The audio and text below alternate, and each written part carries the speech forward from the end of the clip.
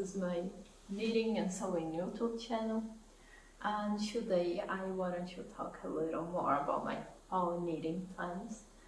And for fall it's finally sweater weather, and I wanna say I'm feeling it. This is my Enkel sweater by Meiju, and I have other plans for sweaters that I want to custom.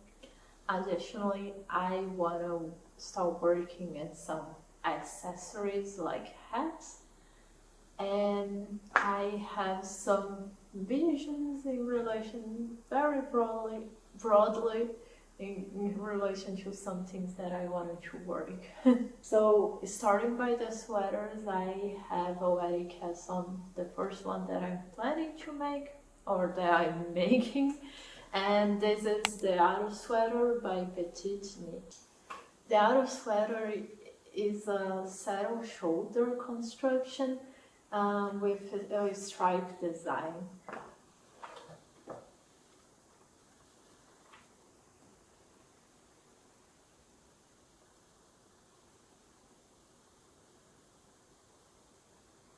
It is made continuously. And for this, I'm opting to have this stripe design, which is similar to the one in the sample. To choose the colors, I went to a yarn shop because I wanted to see in relation to the contrast and choose a type of color palette that would actually fit me and fit my vision.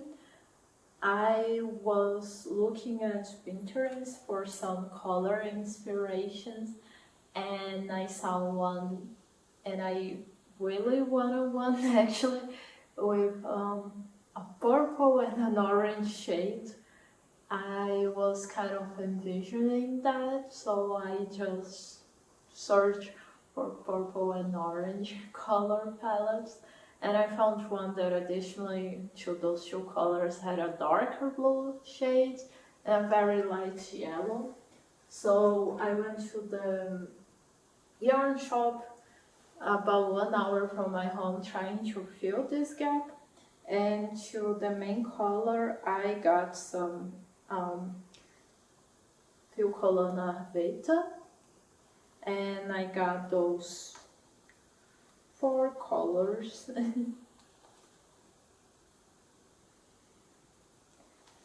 And additionally for the neck, band, and to bring a little more neutral shades, I use a more creamy beige color. And to pair with that, I chose some mohair. The sample is also made with a fingering weight yarn and a mohair. So for the cream color, it is actually a brushed alpaca midnight soul. And for yellow, purple, and the blue shades, I use Itu Sensai. And the orange is Zaga silk mohair. I look at the yarn shop, they did not have the Fil Colana Tilia, which is the mohair from Fil Colana. So I look for the other ones to find what is the closest match. And that's my sample here. And I decided to use the colors on this order. The blue and the lavender are more cool tones, so I wanted to separate them from the yellow and the orange, which are more like warmer tones.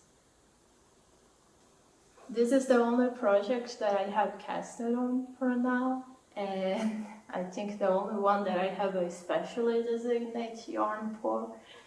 Another sweater that I want to make, I only put 2 on my list because I consider myself more on the slow knitting side, so I don't think I can complete more than 2, maximum 3 sweaters in a 3-month period.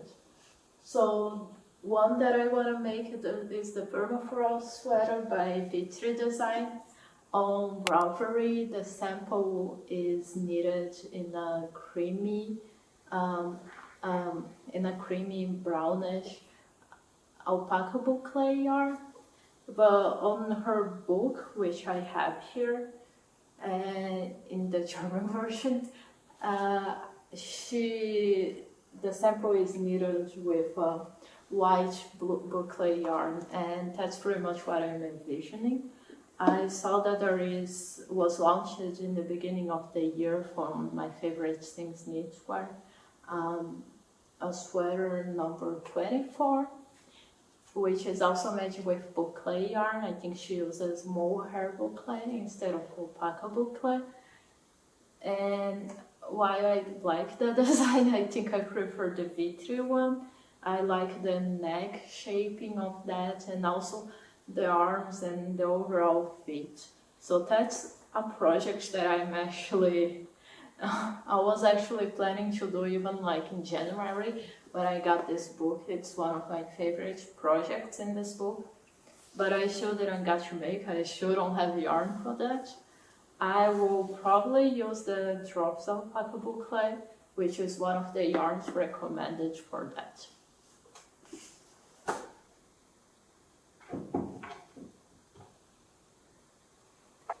Now moving on to other projects, I want to make a scrap sock with the yarn that will be left on the Aros sweater. The Aros sweater calls for my size, which is the extra small or the smaller size there. It calls for between 200 and 250 grams of the Filcolana, of the fingering weight yarn, and I bought around 300 also because since the creamy color is going to be used for the ribbing, I didn't know how if it was going to be enough with the stripes. So what I'm planning is to do a scrappy sock. I don't think I will do a striped one like some people do. I'm envisioning more like color work or mosaic knitting or those intarsia socks like the half-assist socks or Wimbledon socks. So that's what I'm planning to make with my leftovers from those colorful yarns that I have. Now another project that I want to make, I have never worked that much with cables, so I don't know how well I feel with the technique to make a whole sweater, which would be like ambition of mine. So what I want to do is to work initially on a cable thread. I'm thinking about the Antler torque by Tincanknits or the Tsov hat by Boyland Knit Works. And additionally other projects with cable hats, there are many. Sari Northland has some, and I will do a little more research in relation to that. But what I can say is that I have 2 yarns on my stash that I think I could work on that. The 2 are very different. One is the Brigitte number 2 by Lana Grosso, which is the yarn that I use on this sweater. And I have 1.5 skeins left. So I believe I can make a hat, but because it has this more it's a blow-away yarn, so it has a little of this fluffiness, and it's also a little more dark on this dark green shade. I don't know if the cables would actually appear on that, so maybe I can just, I think, maybe more ribbed head or look for another accessory that I can make with that.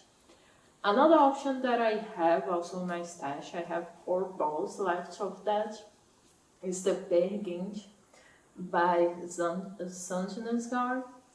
I have the color Marzipan Tutti Frutti, which is with a twitch effect, very colorful.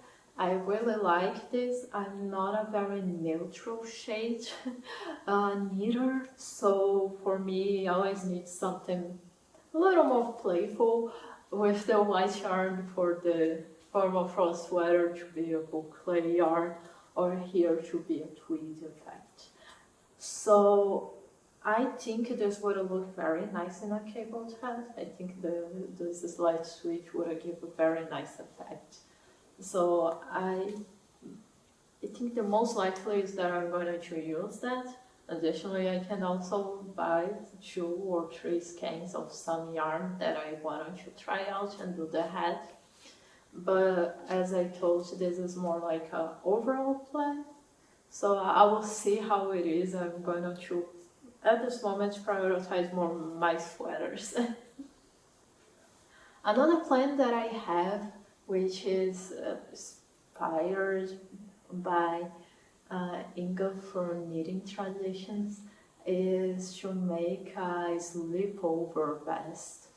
I have seen those from the pamphlets from Sandnes Garden. I have both pamphlets, and it has Emmy Slipover and Helle Slipover. Both are knitted, the samples are knitted in a brown shade, and they have this tie on the waistband. And I believe that those would look very nice and would be a very transitional piece that I would give a lot of wear. And even though I say that I'm a colorful knitter, I am kind of sold out by the brown colors of the samples, and I think I would maybe actually work in a brown color. Maybe I can also try to find some twist yarn on the brown shades to give me a little fun, or maybe some yarn that is hand dyed in the brown shade, so you would have a little of some speckles or some variation on the color. I will look a little briefly about that, but I still didn't decide on the yarn. I also didn't decide if I wanted the Emmy or the Helle Slipover. While both are tied on the sides, the Emmy one has a higher neck, and this kind of has a nice effect, but at the same time, I think it might be a little too seasonal to have this, and I would use less when it's fall or spring, while without the higher neck, then I would give a little more use. Those are my more concrete plans for what I want to make. I don't put, as I told you, my list is not that big at all. And one of the things that I have kind of envision very briefly, I would desire that I have on exhibition is the Dust Art Shock color by Knitting for Olive. And I never tried knitting for Olive until now. I traveled to Denmark in July, but I was there in Copenhagen on the Sunday, so the store was closed, so I could not go there. So I still didn't try the yarn, and I'm very curious to try the merino base, because many knitters here on YouTube, on Instagram will say that that's one of the favorite yarns. So I really am curious to see if it is, how good it actually is. And the color that I'm just in love on those is the Dusty Art Shock. It's like a pastel moorish green shade, and I want to do something texture with that. I thinking, and I also look a little Ravelry, and what I found are some samples from the sweater number 15, I believe, the cabled one, by my favorite things knitwear. And other sweaters that I think would also look nice is the Gustav sweater by Kolibri by Johanna, and maybe also the Ingrid sweater by PetiteKnit, and the Saturday Sweater by Rebekka. I'm still very looking to like a nice texture sweater that I think would look very nice with that. I usually only buy yarns when I have like a plan for that, so I'm really looking for a plan. And I think once I find that sweater that I want to make, I will buy this yarn. And once it arrives, I will cast on.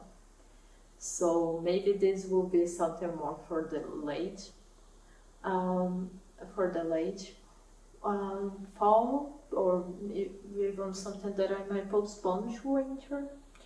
But I'm very, very into that.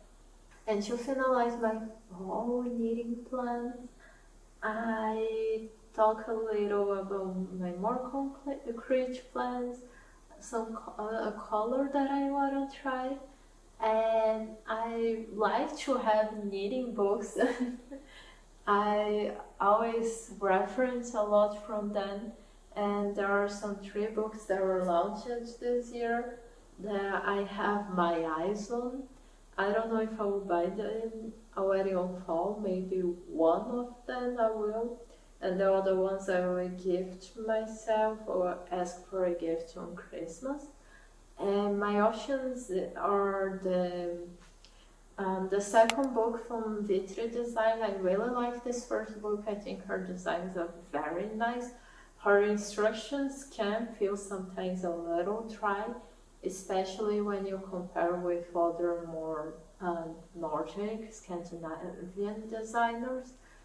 But I think they are simpler enough to be understood. And there are other samples and other designs in this book that I want to make.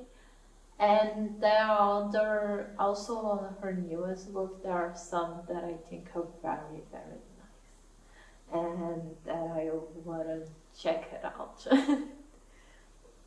Additionally, I saw the Kolibri by Johanna launch a book. Her book is only available in German, and she has the patterns available also in English on her website and on Ravelry.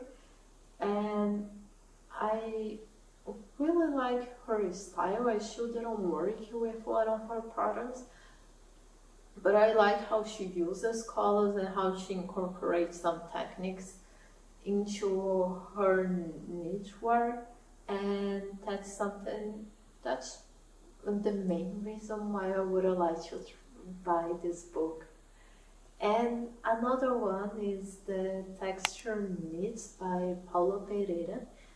Paula Pereira is a Brazilian designer, and she uses a lot of colors and textures on her design.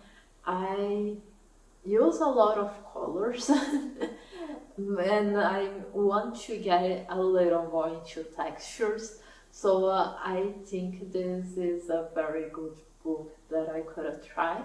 Additionally, the book is also published in Portuguese, which is my mother language, and I don't know how to knit in Portuguese, to be honest.